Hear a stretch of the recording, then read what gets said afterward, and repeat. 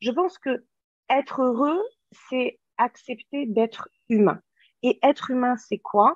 C'est se vivre à la fois dans le moment présent et dans le temps en acceptant nos émotions. Or, dans nos émotions, il y a quand même six émotions de base et elles sont pas toutes kiffantes dans le ressenti.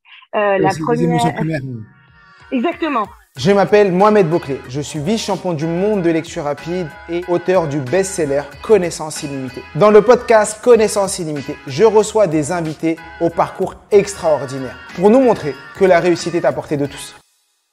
Paix sur vous, bienvenue dans ce nouvel épisode du podcast Connaissance illimitée et aujourd'hui j'ai l'honneur d'avoir Emma Scali avec moi. Elle est coach, psychothérapeute, actrice, auteure. Elle a 15 vies et 10 milliards de casquettes et j'ai l'honneur de l'avoir avec moi parce qu'aujourd'hui on va parler de plein de choses. Elle a un parcours juste extraordinaire et elle a une phrase qui la caractérise, c'est que tout ce qui ne tue pas rend plus fort et elle vous expliquera pourquoi lors de ce podcast et je vous dis, il va juste être extraordinaire. Bonjour Emma, comment tu vas? Bonjour, merci beaucoup. Bah, merci pour cette présentation super sympa.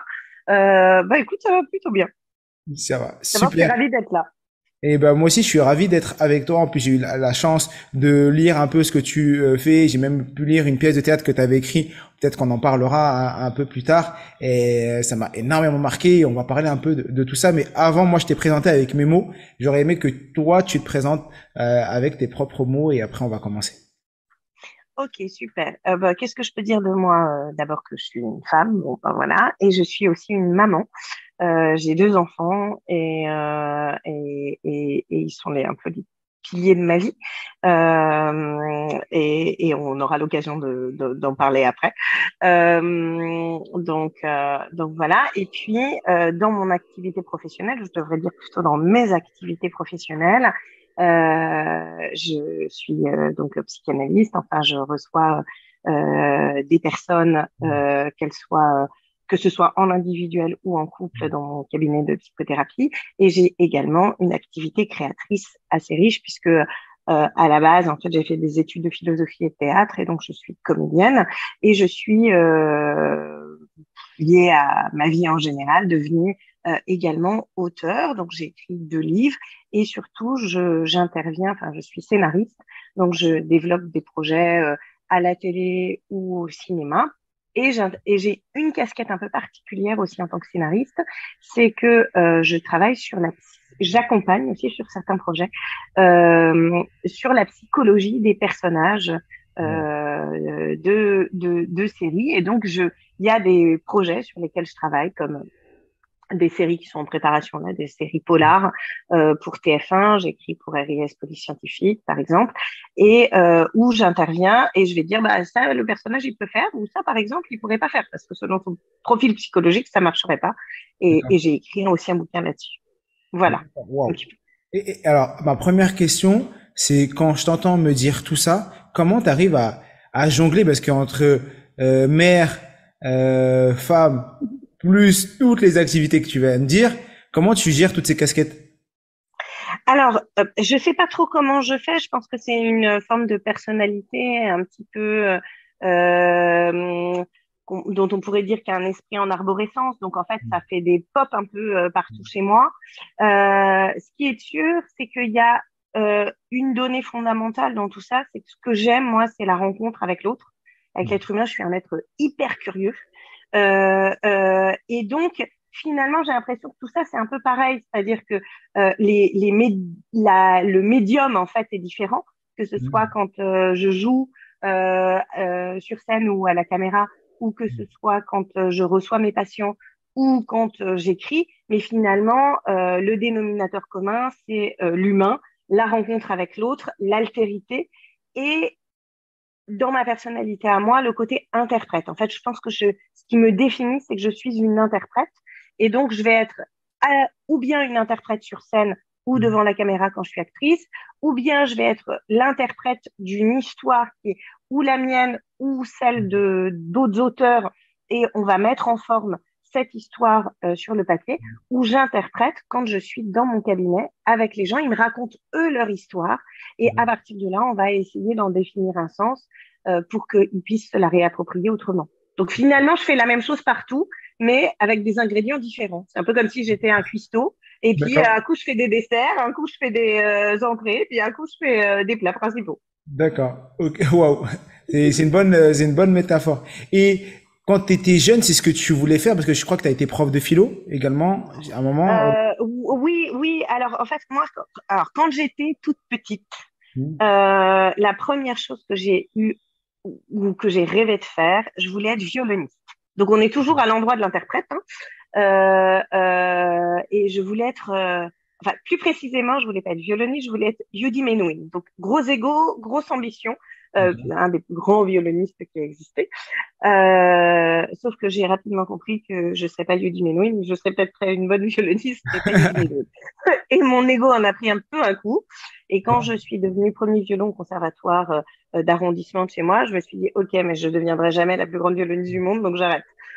C'est pas terrible, hein, comme truc, hein, à côté très, très ambitieux, gros ego, D'accord. pas bien. Et puis j'ai découvert le théâtre, en fait, à ce moment-là. D'accord. Et j'étais une petite fille très timide, en fait.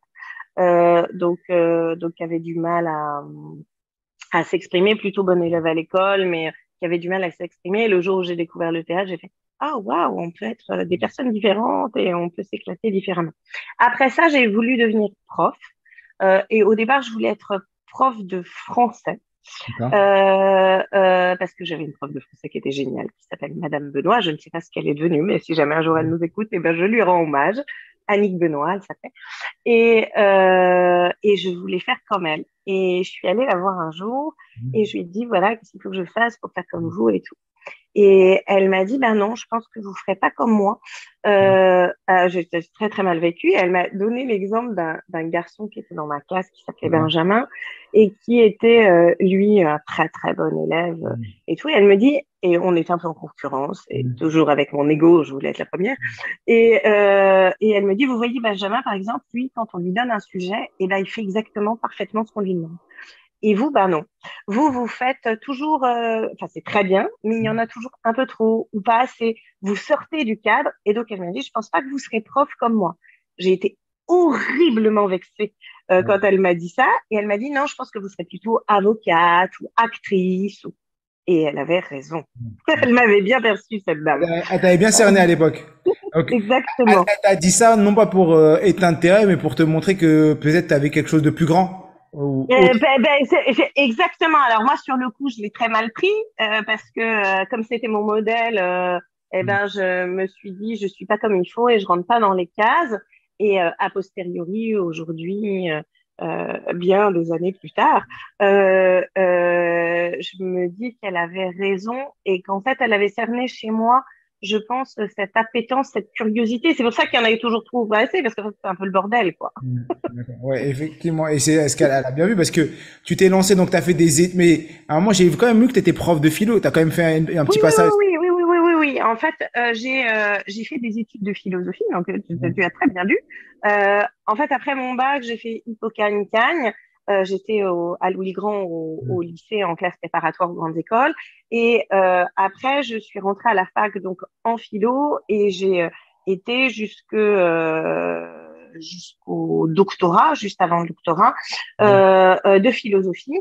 Et parallèlement à ça, je faisais des études de théâtre. Donc, j'étais dans une école de théâtre qui s'appelait le Cours Périmonie. Et après, je suis rentrée à l'ESSAD, qui est l'école de théâtre de Jean-Louis Martin Bardas, qui est un peu l'antichambre du conservatoire. Enfin, à l'époque, c'était ça. Et en fait, je faisais les deux en parallèle. C'est-à-dire, je faisais mes études de philo et ça en même temps, un petit peu comme un double cursus. Et donc, après, bah, je suis devenue comédienne et en même temps, pour vivre, Vivre et et arrondir les fins de mois, tu as fait prof. exactement. Voilà, j'ai donné pas mal, beaucoup de cours de philo. Et en réalité, la philosophie fait partie de ma vie et elle fait partie de ma vie un peu partout.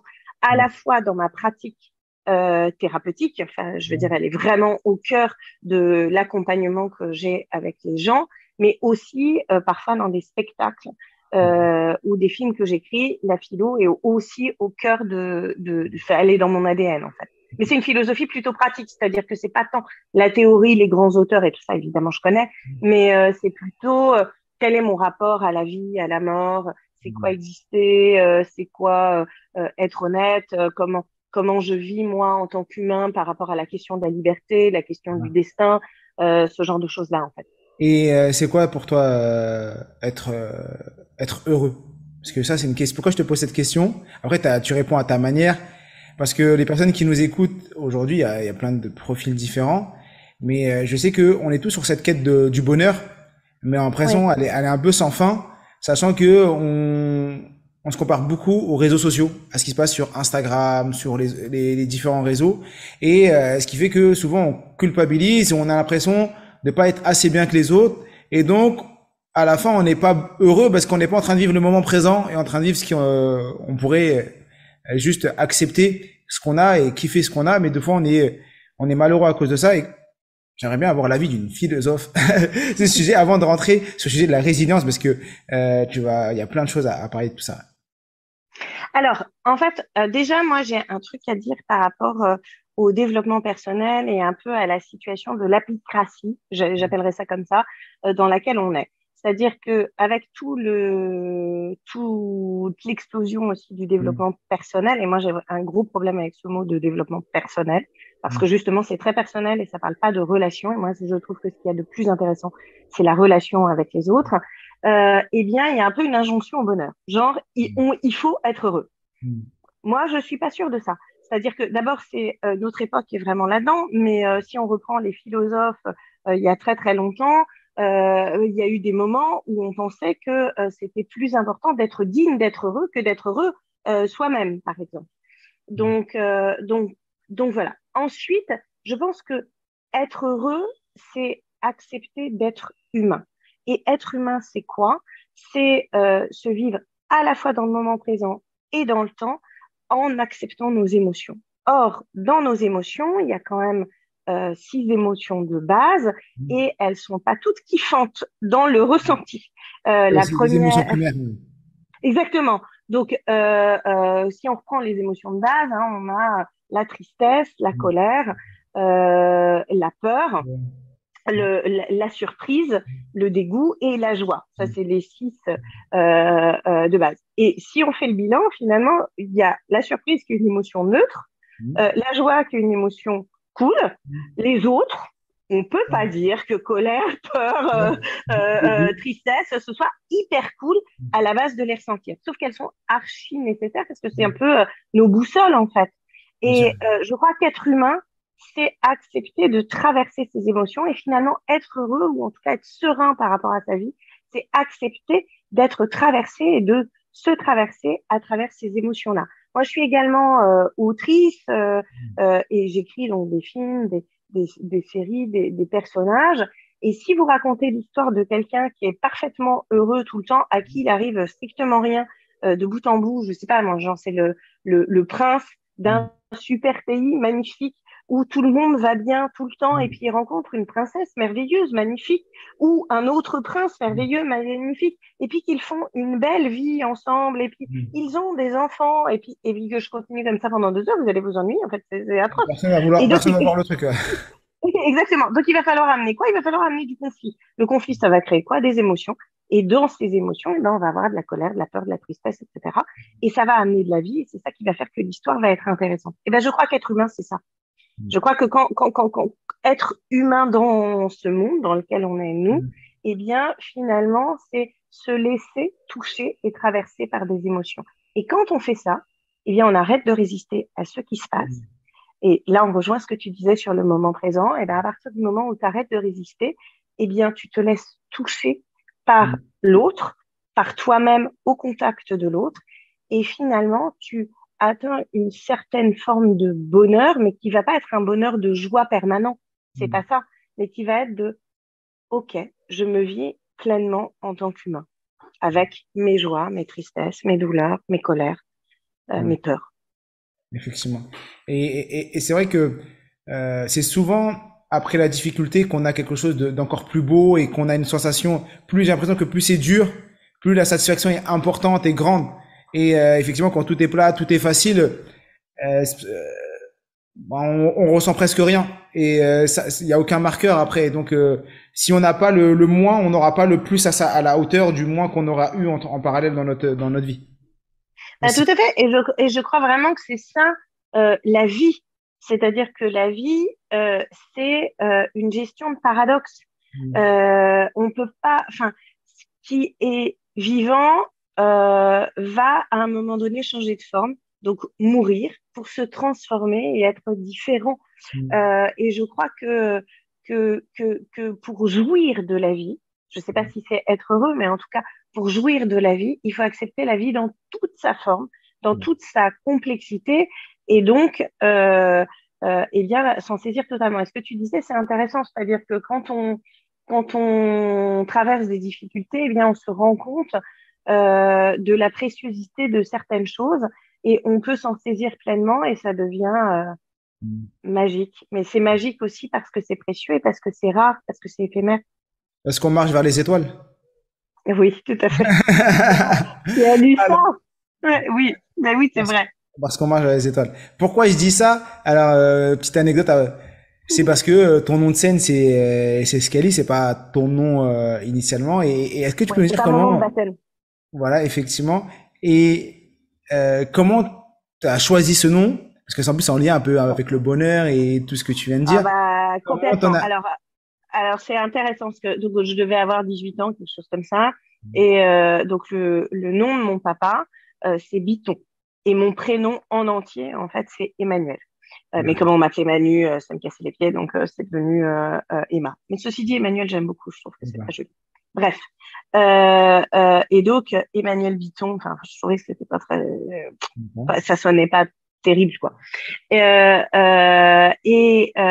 je me dis, je vais me choisir un nom, un pseudo, quoi. Un peu comme Romain Gary dans La Promesse de l'Aube, qui fait toute la liste des pseudonymes possibles. Bon, il a écrit De Gaulle, tout ça. Bon, bref.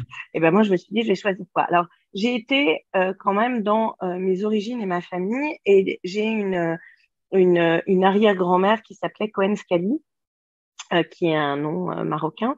Et donc, j'ai décidé de garder que Scali. Mais alors, pour plusieurs raisons. D'abord parce que tu parlais du fait que j'ai fait des études de philo et moi, j'ai travaillé spécialement sur la Florence de la Renaissance, donc du Quattrocento en Italie. Il y a une des grandes familles florentines italiennes qui s'appelait Scali, à l'époque des Médicis et tout ça. Et que je ressemble un peu à une italienne quand même, faut se le dire, même si j'ai aucune origine italienne, mais alors aucune. Hein. Je suis viking par ma maman, enfin normande, et marocaine par mon papa. Et puis surtout, en fait, la scala, scali, en fait, ce sont les marches en italien, donc hein, c'est comme ce qu'on a dans le mot escalier. Et puis dans un dialecte marocain, ça veut dire les étoiles, ou bien la sicilienne, ou bien les étoiles. Et moi, je trouvais qu'avoir un nom qui voulait dire des marches vers les étoiles, je trouvais ça hyper joli, et c'est comme ça que j'ai choisi ce nom-là, qui est en même temps un nom qui est présent dans ma famille. Bon, et depuis, tu te fais appeler comme ça, c'est ton nom de scène de manière générale. Oui, en fait, c'est même mon nom d'usage, je peux D'accord. dire, parce que en fait, même mes patients, quand ils viennent me voir, etc., ils m'appellent Scali. Donc, en fait, c'est vraiment mon nom d'usage, un peu comme Johnny Hallyday ou je sais pas quoi. Par contre, c'est pas mon nom sur ma carte d'identité, mais c'est un nom avec lequel tout le monde m'appelle comme ça. Et les gens, là maintenant, ils le sauront. Mais il y a beaucoup de gens qui savent pas que je m'appelle pas comme ça, parce que en réalité au départ, donc je suis devenue comédienne, donc c'était le nom que j'utilisais. Et puis quand j'ai fait mes formations pour devenir psychanalyste et thérapeute gestaltiste, une des personnes auprès de qui je me suis formée et qui s'appelle Alain Héril, il était metteur en scène et en même temps psychanalyste. Et il se trouve qu'Alain me connaissait sous ce nom-là, puisque moi, il m'a fait travailler comme comédienne. Et ensuite, il m'a envoyé du monde sous ce nom-là. Donc, après, j'ai pas dit aux gens, je m'appelle pas comme ça. Enfin, bon, bref, c'était trop compliqué. Et donc, c'est devenu mon nom. Ok. Parce que je vois que le théâtre, parce que tu as fait du théâtre, et c'est le théâtre qui t'a fait faire plein de rencontres, parce que là, tu parles de ce couple, D'Alain, ouais. mais il y a aussi ton conjoint, ou, Oui, qui, qui, mon euh, mari. ton mari, Basile, que tu as rencontré comme ça, lors Alors, d'une audition? Lors d'une alors, je audition? l'ai Ouais. exactement. Enfin, en fait, pour tout dire, je l'ai pas rencontré lors d'une audition. C'est-à-dire que au moment où en fait, j'ai 24 ans et je passe une audition pour une pièce. On est très très nombreuses à passer l'audition et puis finalement on est deux à être retenus par le metteur en scène. Et il me dit, en fonction du comédien qu'on va choisir, parce qu'il devait former un couple, et ben ce sera toi ou ce sera pas toi. Et on est le 8 juin 2005. Et ce jour-là, je vais pas hyper bien, quoi. Et moi, je suis quelqu'un d'assez spirituel, donc je pense que ça aide aussi par rapport à la question que tu posais tout à l'heure sur le bonheur. C'est-à-dire que je pense que le fait d'avoir la foi, alors je sais pas trop en quoi, disons en la vie ou en l'univers ou en la lumière, dans les étoiles, eh bien, ça aide quand même. Quoi qu'il en soit, à ce moment-là, je vais pas très bien, j'ai raté le conservatoire, j'ai l'impression que je suis nulle, que je ferai jamais rien de ma vie. Et comme je suis spirituelle, je prie en fait à l'intérieur de moi et je demande à la vie ou à ma petite étoile de m'envoyer un signe comme quoi je suis bien sur mon chemin et que je suis pas en train de me tromper de chemin dans la vie. Et donc ce jour-là, ce fameux mercredi, eh bien je suis dans la rue et mon téléphone sonne et c'est le metteur en scène de la pièce qui m'appelle pour me dire qu'il ne m'a pas choisi, qu'il a choisi une autre comédienne pour jouer le rôle. Et là, en fait, je m'effondre en larmes dans la rue, pas tellement parce que je suis pas choisie, enfin ça je suis très très vexée, vous avez compris, j'ai un gros ego, mais surtout parce que j'ai l'impression que c'est le signe que j'ai demandé à la vie qu'on m'envoie, que je suis pas sur ma route. Donc je me dis, mince, qu'est-ce que je vais faire, quoi. Donc là, je vais prendre le métro et je pleure, mais je pleure à un point. Mais je suis vraiment très, très mal à ce moment-là. C'est-à-dire qu'il y a quelque chose d'un peu désespéré du style, en fait, je n'ai pas ma place dans ce monde. Et donc, je pleure, je rentre dans le métro et puis je vais m'installer aux places à 4 dans le métro et je suis tellement mal, je vois rien. Enfin, vraiment, un sentiment de désespoir. Et soudain, je relève la tête parce que il y a une main devant moi qui est tendue avec un mouchoir. Il y a un homme en fait qui est debout devant moi et qui est en train de me tendre un mouchoir parce que je suis en train de pleurer. Et donc je saisis le mouchoir et cet homme ne me parle pas. Il ne dit rien. Il va juste se rasseoir. Et c'est un moment très fort à ce moment-là. Et puis quelques stations plus loin, en fait. Il s'apprête à descendre et moi je descends aussi et je vais donner, tu parlais de la philo, je vais donner un cours sur Nietzsche à un étudiant qui allait passer le bac. Et l'homme en question, l'homme au mouchoir, se retourne vers moi, donc je pleure toujours, enfin je suis vraiment pas bien. Et il me regarde et il me dit ce qui ne tue pas rend plus fort. Qu'est-ce qui vous met dans cet état, mademoiselle? Un décès ou une rupture sentimentale? Évidemment, à ce moment-là, je me sens franchement ridicule. Je me dis, mince. C'est ni l'un ni l'autre.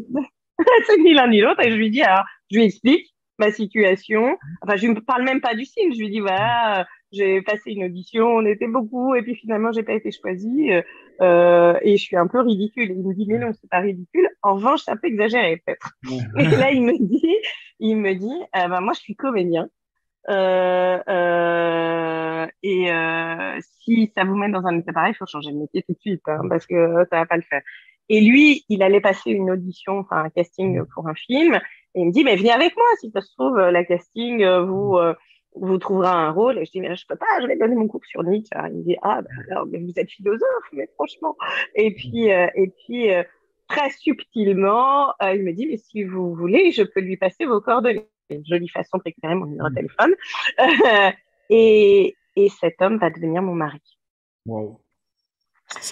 Comme quoi, le Donc fait le de signe, parler ces petits mots, le signe, effectivement, est arrivé. Donc, c'est devenu ton mari et... exactement. Vas-y. Et en réalité, en fait, ceci. Et non, et en plus, c'est pas tout. Parce que ce qui est fou dans l'histoire des signes, c'est que ce jour-là, le jour où je le rencontre, lui, il s'appelait Basile. Le jour où je le rencontre, en fait, le matin même, avant d'avoir le coup de téléphone, etc., j'ai envoyé mon CV et ma photo pour jouer dans un téléfilm qu'il avait écrit et pour jouer sa femme. C'est là que c'est dingue. C'est-à-dire que en fait, bon, on se connaissait pas du tout. Et ça, je vais le découvrir quelques semaines plus tard, parce qu'on va se revoir, bien sûr.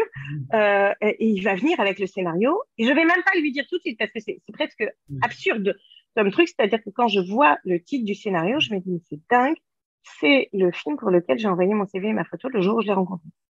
Wow. Et là, je me suis dit, ah ben merci la vie de m'envoyer des films Et pareils. vous avez joué, t'as joué sa femme dans la pièce alors, dans le Alors, film? eh ben pas du tout. D'accord. Finalement, on n'a pas joué ensemble, alors pour des tas de raisons de production. Lui-même non plus, d'ailleurs, il n'a pas eu le rôle de son propre film. Mais alors, ce qui est intéressant, c'est que ça s'appelait le titre du film, c'était Un rebelle dans la famille.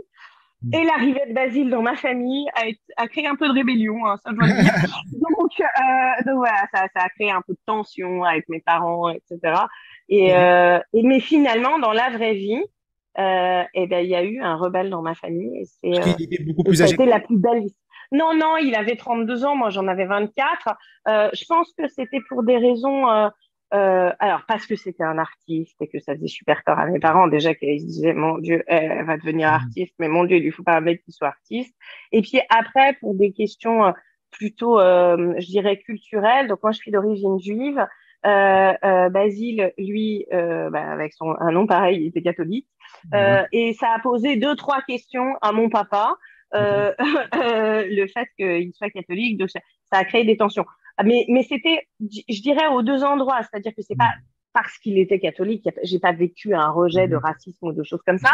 Enfin, c'était un peu tendu dans certaines familles juives. C'est un peu compliqué quand même. Et puis parce que c'était un artiste, donc il s'est dit deux saltimbanques ensemble, mon Dieu, ils vont rien gagner.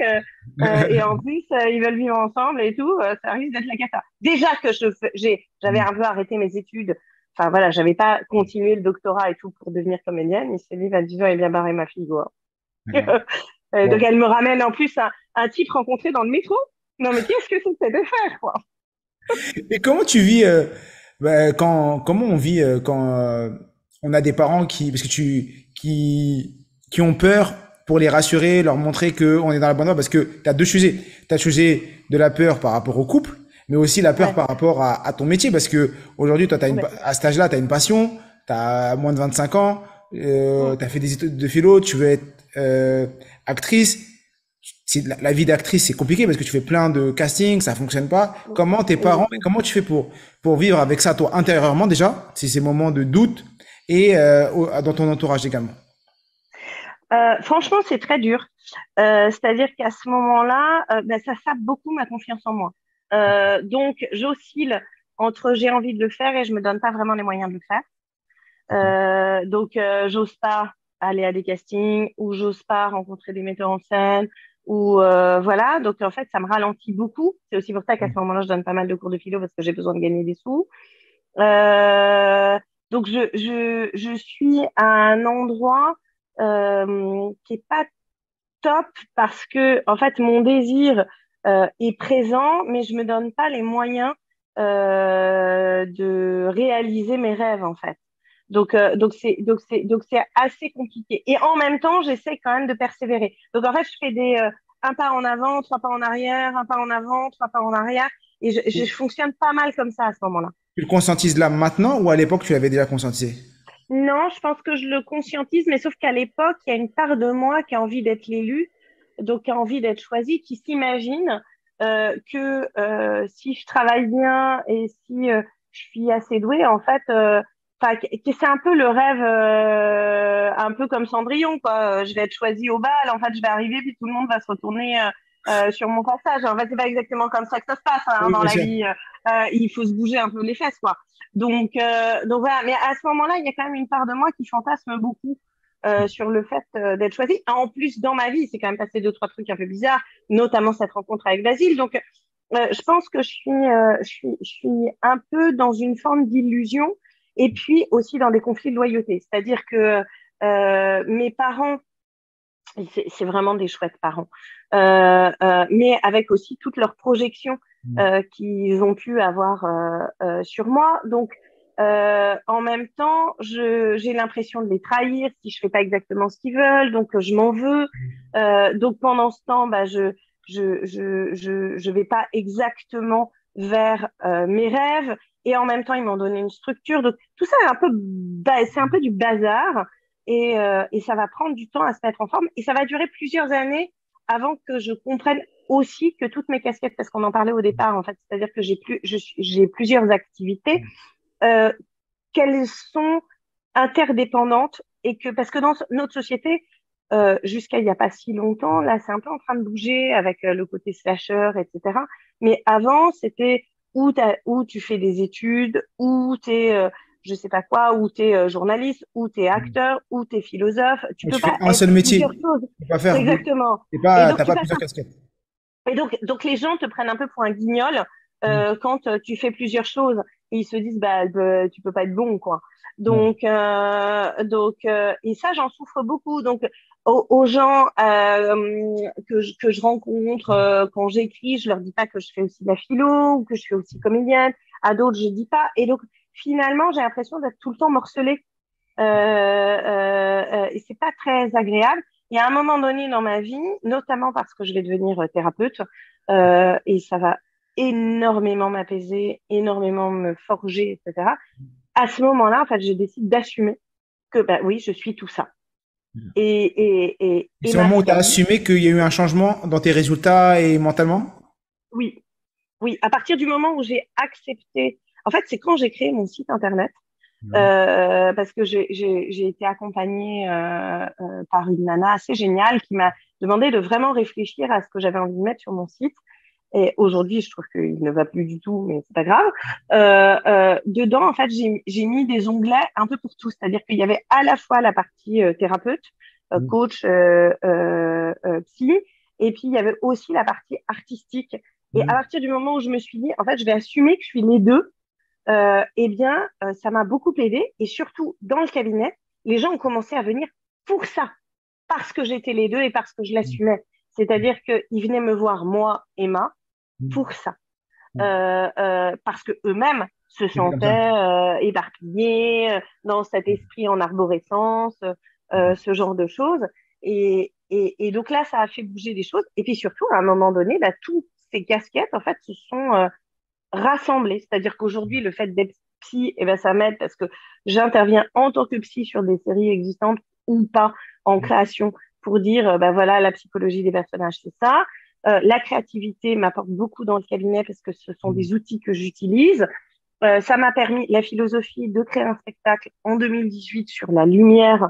et mon approche, elle est évidemment philosophique. Donc, ça m'a permis de rencontrer des astrophysiciens, mais aussi des photographes, mais aussi des gens du développement personnel autour de la notion de lumière, et de me dire, mais en fait, on peut traiter un même sujet sous plein d'axes différents. Et finalement, ça a beaucoup de sens. Et Mais qu'est-ce à ce moment-là, en 2005, je me dis pas ça du tout, hein.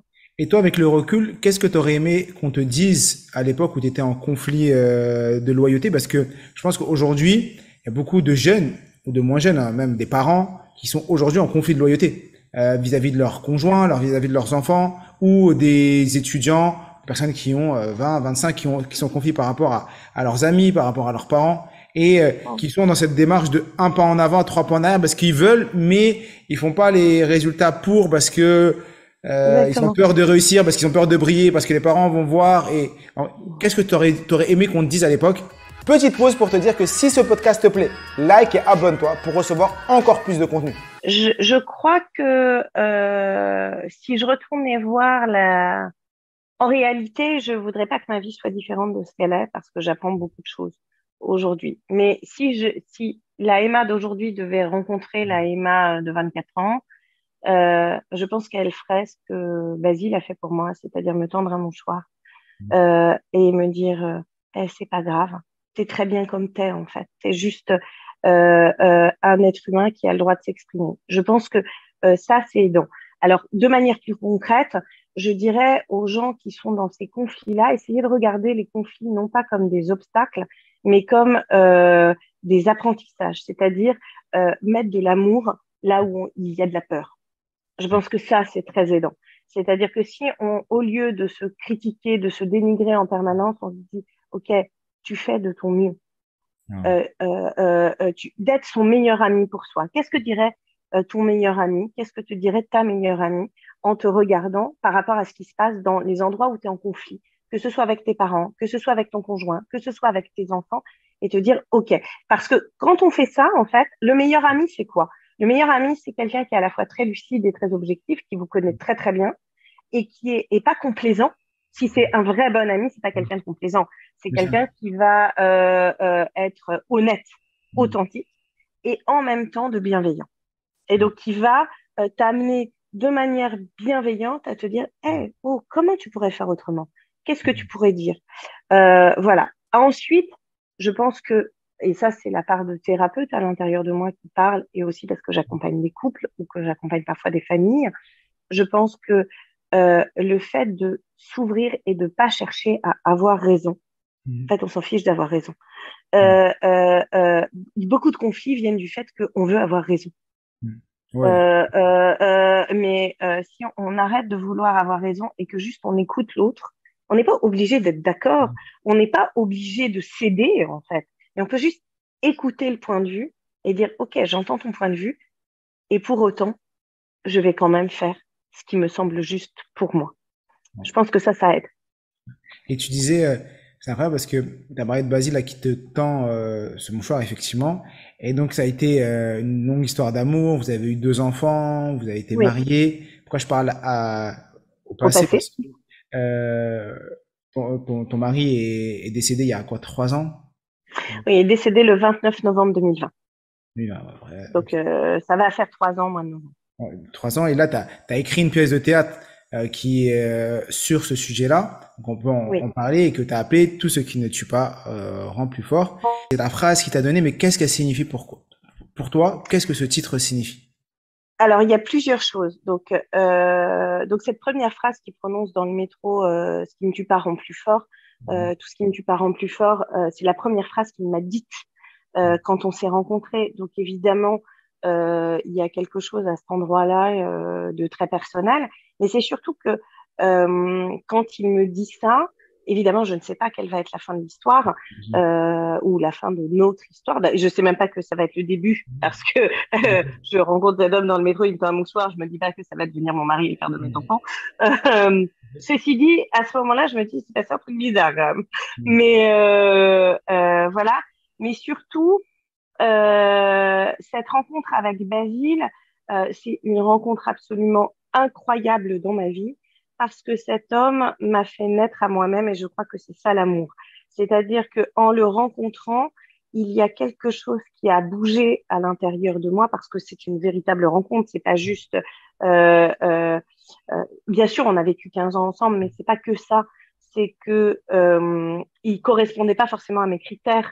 Basile, j'étais pas en train de me dire, alors il était grand et beau, mais je veux dire, d'ailleurs, je le trouve pas tellement beau quand je le rencontre, ça l'énervait beaucoup.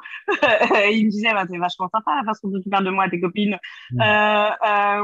Mais je crois surtout que Basile, il m'a permis d'aller visiter mes ombres en m'offrant la possibilité de rencontrer aussi les siennes.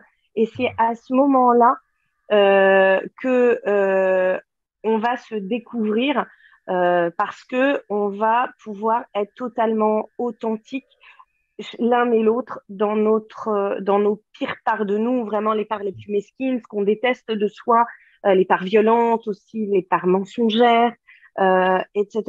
Et grâce à lui et avec lui, en fait, je vais aller visiter tout ça.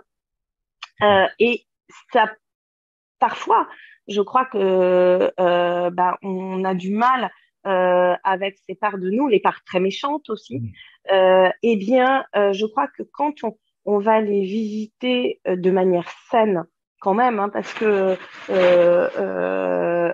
je pense qu'on était suffisamment équilibré, suffisamment déséquilibré pour pouvoir aller les visiter, et suffisamment équilibré pour pouvoir se relever de ça. Eh bien, d'une certaine façon, ça rend plus fort. Et surtout, aujourd'hui, Basile, il est mort. Euh, et je dis mort, je dis pas il a disparu ou il est décédé, non, il est mort en fait. Son corps n'est plus là. C'est pas pour autant que je suis persuadée que tout de lui a disparu, pas du tout, et le lien n'a certainement pas disparu, puisque en même temps, il est toujours présent dans ma vie au quotidien.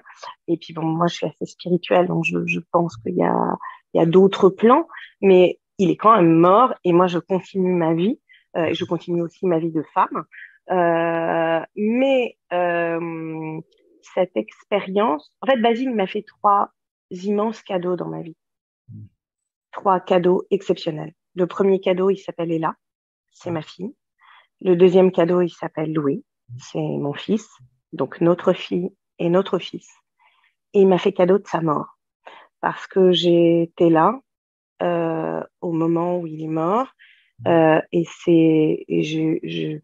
crois qu'il a choisi de mourir pendant que je sois présente. Enfin, je crois pas, je suis sûre. Et on n'était que tous les deux. Et depuis, donc il est devenu non seulement mon apprentissage de la vie, mais il est devenu également mon apprentissage de la mort. Et aujourd'hui, eh bien, la mort, elle ne me fait plus peur, parce que c'était un moment d'une puissance énorme, comme la naissance de mes enfants. C'est intéressant d'ailleurs que je dise qu'il y a trois cadeaux, deux naissances et un décès. Mais vraiment, je le pense. Et je n'ai pas peur de la mort. Je pense que le jour où je vais mourir, j'emprunterai un chemin qui m'est déjà familier, parce qu'il m'a montré le chemin. Et ça, eh bien, ça m'a rendue plus forte. Et c'est intéressant parce qu'il est mort, mais il n'est pas tué pour autant. Et dans cette phrase, tout ce qui me tue pas rend plus fort, eh bien, je crois qu'il y a une différence entre être tué. En fait, notre lien, lui, il n'est pas tué. Notre lien, il est toujours là. Tu es en train Et d'écrire une pièce ça rend plus fort. t'es encore en train de créer une pièce sur sa vie, sur votre Oui, vie, sur votre relation, et oui, donc tu vas faire vivre euh, cet amour et votre relation et le faire vivre via, via la pièce. Et effectivement, comment, parce que tu en parles dans la pièce, et pour les personnes qui écoutent, c'est ça que c'est un peu compliqué de se projeter, mais pour un enfant, des enfants qui sont jeunes, tout petits, comment on vit, parce que tu dis dans la pièce que ta fille dit, bah, demain j'ai envie d'aller à l'école, ton fils lui veut rester, oui, tu sais, c'est au tout début. oui. Comment tu vis ça? Comment un enfant vit ça, et comment tu les accompagnes toi avec cette casquette de thérapeute et en même temps le fait de l'avoir vécu?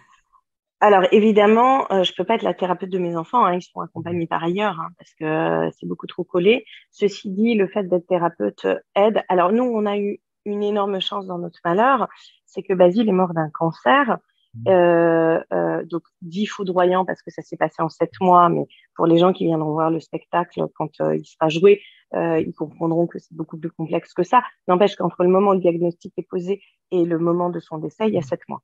Et ça se passe pendant la période du Covid, ce qui complexifie énormément la situation. Toutefois, et donc il n'est pas mort d'un accident de Bien la sûr. route ou quelque chose comme ça. Ce qui veut dire que au moment en fait où il y a ce diagnostic du cancer qui est posé, lui et moi, et c'est je pense l'énorme chance qu'on a, c'est qu'on comprend tout de suite que c'est très grave Bien sûr. et qu'il va mourir. Et on en parle. On a évidemment de l'espoir parce que il y en a toujours et c'est très, très important. N'empêche que on comprend, Basile comprend et je comprends qu'il va mourir. Et par contre, je ne sais pas de combien de temps on dispose. Enfin, je sais que c'est pas beaucoup. C'est mon cousin qui est médecin me dit, en gros, vous avez entre 6 mois et 2 ans, mais voilà. Et à partir de ce moment-là, et tu évoquais l'instant présent, tu évoquais c'est qu'est-ce qu'il faut pour être heureux, et ben très étonnamment dans ce paradoxe, évidemment c'est affreux, et en même temps la vie prend une autre saveur. C'est-à-dire que chaque moment qu'on passe ensemble, je me dis que ça fait partie des derniers moments, et d'un coup ça prend une intensité exceptionnelle. Alors, c'est pas que sympa, hein. Il y a des moments où on est en colère, où on s'engueule et tout. Il y a des moments aussi tellement drôles. Enfin, je veux dire, on a vécu des moments mais hyper marrants. Et avec les enfants, eh bien, c'est un peu pareil. Là où c'est beaucoup plus compliqué, c'est que mon fils à ce moment-là, à 4 ans, ma fille, elle a pas encore 7 ans, elle va fêter les 7 ans pendant cette période. Il se trouve que par chance, on a déjà parlé de la mort avec les enfants, donc c'est pas un sujet tabou et on a évoqué notre croyance dans les étoiles et tout ça. Donc heureusement, parce que ça va être plus facile d'accompagner le mouvement.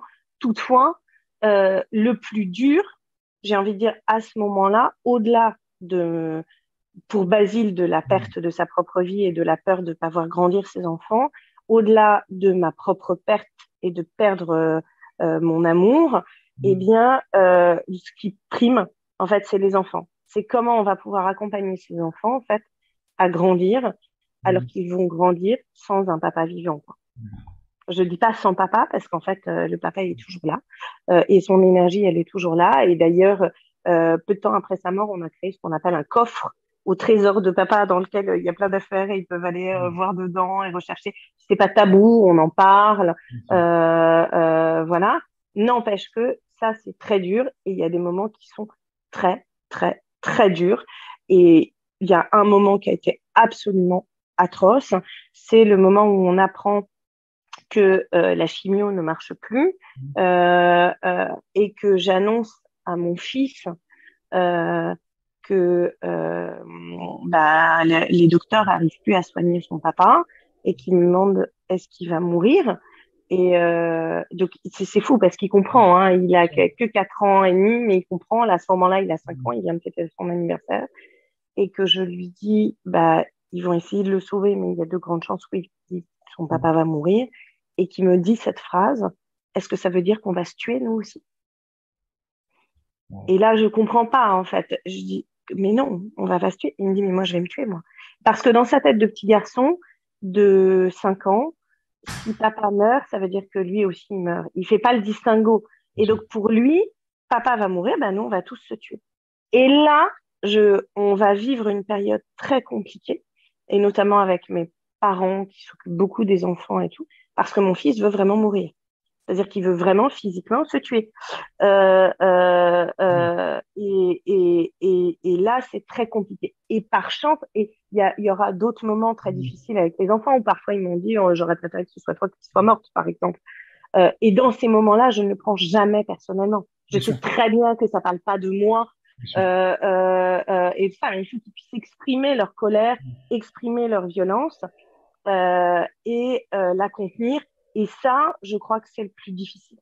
Et aujourd'hui encore, alors que franchement, on va vraiment bien. Je dois dire que les enfants vont super bien. Ils sont heureux, c'est des enfants. Ça n'a pas tellement de sens de dire ça, mais très normaux, qui s'éclatent, qui dansent, qui jouent, etc. Et moi, je vais bien. Vraiment, je vais très bien. Enfin, je veux dire, il se passe plein de choses géniales dans ma vie.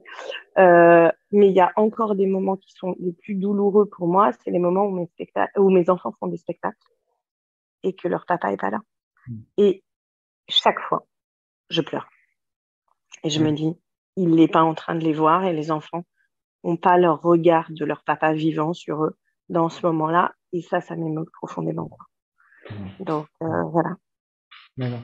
Ouais, c'est une vraie épreuve, c'est une vraie épreuve de la vie et toi tu en ressors, là on en discute et c'est incroyable et tu fais plein de choses. Et est-ce que toi, s'il y a des personnes qui nous écoutent et qui ont vécu des choses similaires ou qui sont confrontées des fois à la mort d'un proche, c'est quoi les conseils que tu aurais aimé, que tu aimerais leur donner pour vivre, même si c'est difficile, mais on va pas dire soigner ces moments-là, mais qu'est-ce que tu aurais aimé Qu'est-ce que j'aimerais transmettre? transmettre pour que ces personnes vivent ce moment dans des conditions Alors, euh, mieux? Alors, d'abord, j'ai pas de conseils à donner parce qu'en fait, chacun traverse ça comme il peut, je crois. Mais peut-être déjà, il y a une chose que j'aimerais dire, notamment à tous les gens que j'entends et qui disent, par exemple, quand un proche est mort avant qu'ils arrivent et qui disent, il est parti avant que j'arrive et je m'en veux parce que j'ai pas pu lui dire au revoir, ce genre de choses. Je suis absolument convaincue qu'ils choisissent leur mort, le moment de la mort. Et s'ils ne vous attendent pas, c'est pas parce qu'ils ne vous attendent pas ou c'est pas parce que vous arrivez trop tard. C'est parce qu'en fait, je crois que c'est un moment d'une intimité extrême le moment de mourir.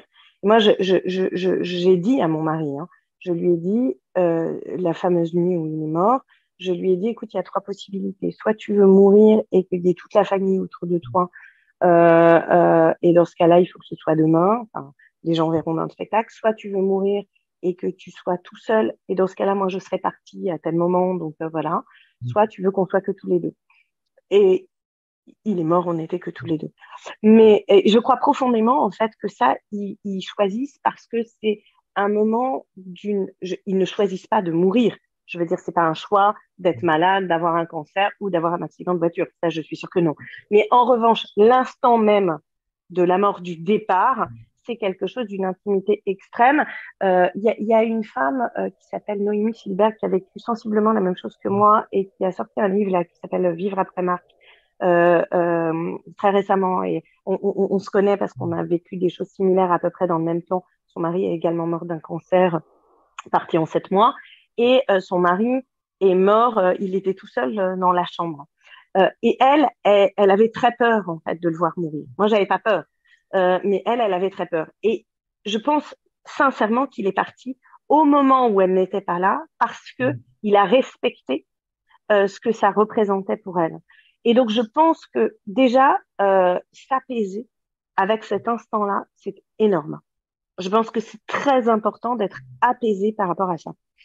Parce que je crois réellement que la façon dont les derniers instants se passent, globalement, globalement, je ne parle pas dans le cas de crimes atroces, mais globalement, en tout cas, je parle vraiment de cette bascule-là, c'est quelque chose qui appartient au futur défunt.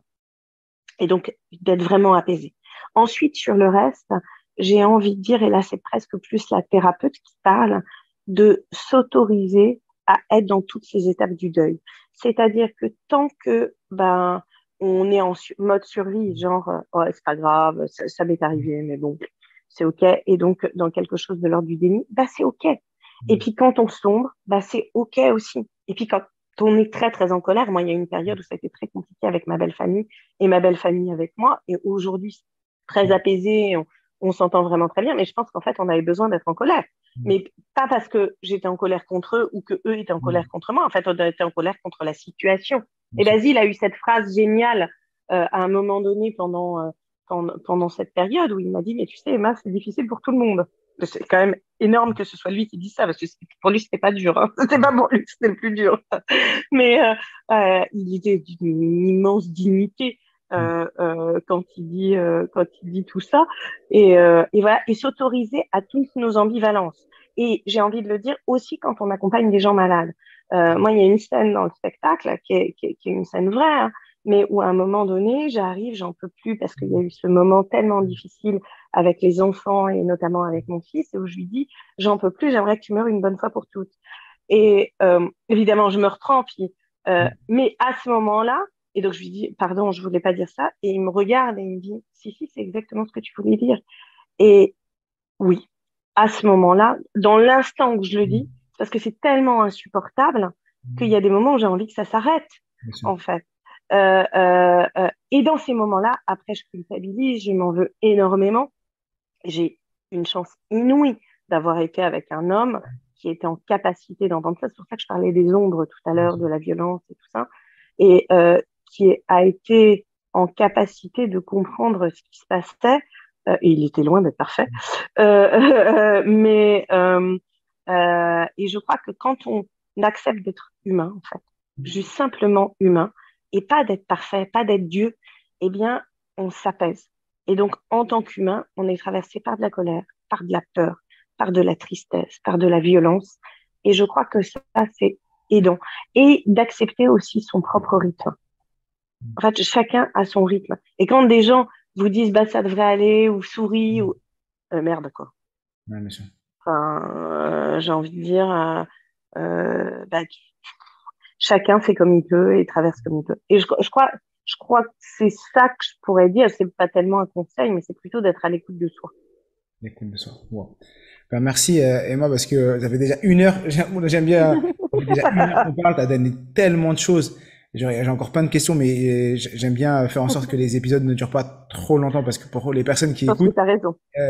Et tu nous as partagé tellement de contenu sur que ce soit la première partie sur cette épreuve de la vie qui est juste une épreuve euh, très difficile, hein. Quand je t'écoutais, je me projetais moi en train de perdre un proche et tout, ou voir ma femme, partir, et c'est des choses très, voilà. Je vois à mes mots comment je parle que c'est quelque chose où il y a beaucoup d'émotions quand on t'écoute, et je pense que les personnes qui vont nous écouter vont avoir énormément également des émotions en écoutant cet épisode. Est-ce que tu as un dernier mot, une dernière chose à partager à tous les auditeurs du podcast, un truc que tu as aimé, que t'as pas encore dit, que tu aurais aimé dire, que ce soit pour les inspirer, les motiver ou autre? Oui, il y a quelque chose que j'aimerais dire. D'abord, quand il y aura mon spectacle, venez le voir. Je vais avoir besoin de public et pensez à prendre des mouchoirs, mais ce sera offert dans la petite salle. Donc, je retransmettrai les dates, etc. Et puis comme ça, ils Tu me le pourront la donneras, et voir. le Donc, jour ça, où, donc ça, c'est juste très concret. Je fais ma promo. Vous voyez, je pars pas le nord. Non, juste la chose que je pour voudrais la dire, promo, attends, pour la promo, sous l'épisode, comme toujours, il y aura les réseaux sociaux de Emma, donc son Instagram, il y aura son site internet, c'est comme ça pour aller voir. Et bien sûr, le jour où ton spectacle est prêt, tu me diras, moi, je serai un des premiers à venir. Et bien sûr, s'il y a un lien, je le remettrai sous l'épisode avec grand plaisir. trop bien. Non, ce que je voudrais partager juste en plus, c'est donc en 2018, j'ai créé un spectacle sur la lumière et en faisant ce spectacle, j'ai rencontré des astrophysiciens et j'évoquais le signe tout à l'heure et le fait que je demande à mon étoile de me montrer le chemin.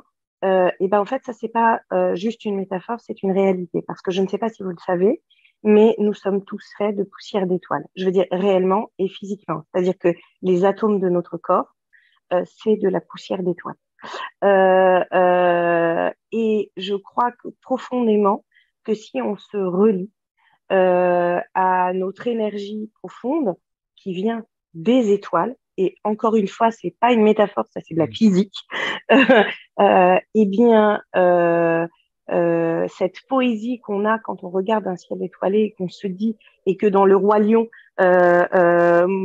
Mufasa dit à Simba, regarde le ciel parce qu'il y a tout tes ancêtres et qu'à un moment donné, ils regardent le ciel et qu'ils regardent les étoiles, et ben ça, c'est pas juste une métaphore, en fait, c'est une réalité. C'est-à-dire que c'est de la physique. Et donc, je parlais de spiritualité tout à l'heure, c'est pas croire en Dieu, enfin, après, chacun il met ce qu'il veut derrière.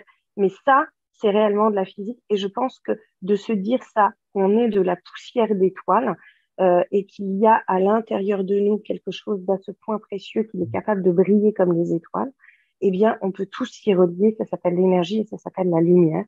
Et je crois qu'aujourd'hui, Basile, il est la lumière du soleil et les rayons sur la neige ou sur la mer l'été. Eh bien, je crois que ça aide. Et je crois surtout que, voilà, moi, je te connaissais pas, Mohamed, et je connais pas forcément tous les gens qui écoutent le podcast. En revanche, on est reliés par ça, par le fait qu'on est tous de la poussière d'étoiles et qu'on est tous frères et sœurs à cet endroit-là.